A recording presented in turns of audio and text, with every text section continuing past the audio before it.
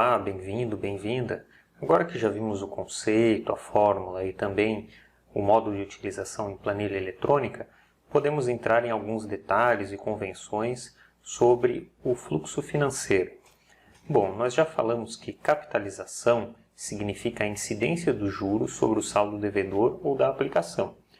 Por exemplo, um dinheiro aplicado na caderneta de poupança sofre uma capitalização a cada mês completado. Então, nós dizemos que há uma capitalização mensal. A capitalização ela também pode ser em outros períodos, como diário, anual ou qualquer outro período, de acordo com a característica da alternativa de investimento ou dívida.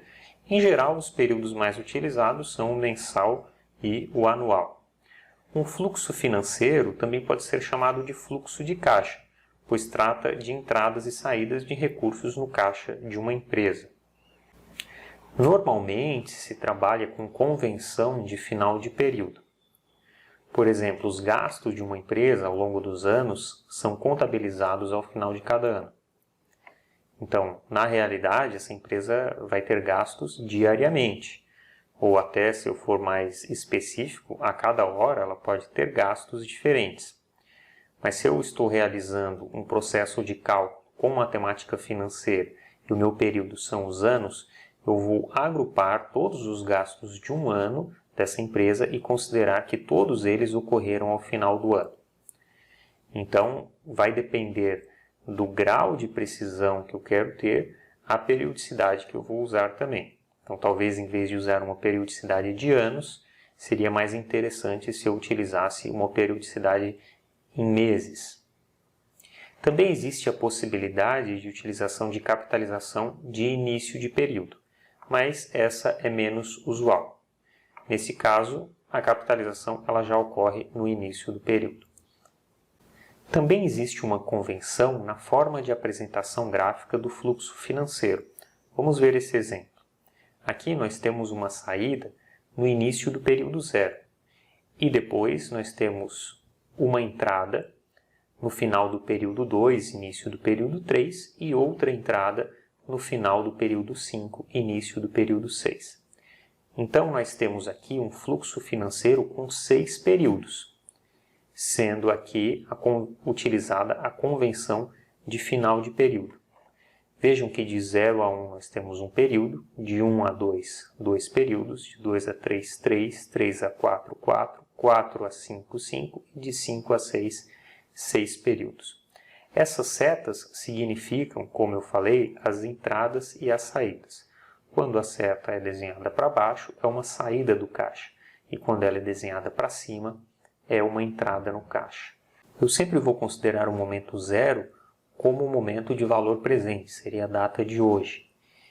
E, subsequentemente, eu tenho valores que estão no futuro. Daqui um período, daqui 2, 3, 4, 5 e 6 períodos. Eu utilizo o P para designar esse valor presente, ou então o VP, valor presente, e o F para designar esse valor futuro, ou então o VF, valor futuro. Então, eu tenho um valor futuro lá no período 3 e um valor futuro lá no período 6. Então, é uma convenção de final de período, é uma capitalização discreta, pois eu utilizo números inteiros para os períodos, e aqui eu poderia ter vários tipos de períodos, poderiam ser dias, meses, anos, esses períodos que eu estou desenhando aqui nesse gráfico de fluxo financeiro. Esse fluxo seria um fluxo comum de uma empresa que faz um investimento. Ela tem uma saída de caixa no período zero, por exemplo, ela compra uma máquina e depois de um tempo essa máquina começa a gerar retorno e entradas no caixa da empresa. Essas entradas vão ocorrer subsequentemente. Então, por exemplo, ao fazer uma análise da viabilidade dessa máquina, eu não poderia simplesmente somar esse valor que está aqui no período zero com esse valor que está no período 3 e esse valor que está no período 6. Esta soma simples seria uma soma equivocada do ponto de vista do valor do dinheiro no tempo. Eu teria que trazer esses valores que estão no futuro para o presente e então sim eu poderia somar todos esses valores. Nós vamos ver isso mais adiante. Então, novamente, aqui nós temos um fluxo financeiro simples, onde eu tenho uma única saída e, após uma sequência de períodos, uma única entrada lá no futuro. Nós também podemos ter um fluxo que é uma série uniforme convencional. O que significa isso? Eu vou ter uma única entrada ou saída lá no período zero e depois eu tenho um conjunto de saídas ou entradas que são iguais e que se repetem ao longo do tempo.